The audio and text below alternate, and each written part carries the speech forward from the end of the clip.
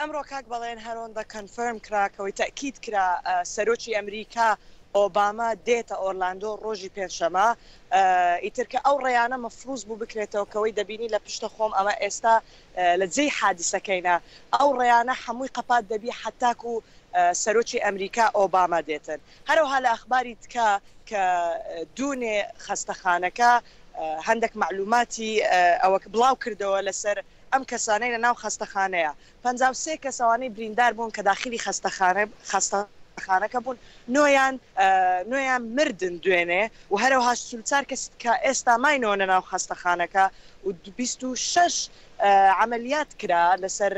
ئەم برینداربوانەی کەوەی حادیسەکە و هەروها شەشیت کە لەو 44 کەسەی بەس 6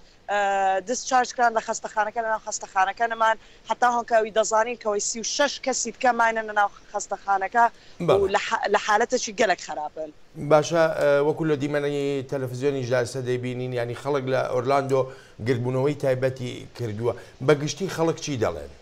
بەڵێ بەگشتی خەڵکەکە بەڕاستی دوونێ لە کەوەی لێرە پێی دەرێن ڤجل کە موم داگیرسانیان کرد لێرە لە ئۆرلاندۆ بە هەزاران کەس لەوێن دەربوون لەگەر زۆر کەسم قسە کرد هەمویان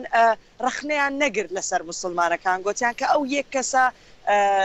معنای وەنیە بەخۆی لە دینی ئیسلامی هاتێکەوەی هەموو مسلمانەکان ئەوهانە بەڕاستی بەڕێوەکی زۆر جوان و خۆشەویست ئەو مومداگرسنە ڕۆی دوێنێ لە ئۆرلاندۆوەچی گوتم بە هەزاران کەسیش لە هەموو جیهان و لە هەموو ویلایەتەکانی ئەمریکا لەوێن دەربوون سەما زۆر سپاست دەکەم.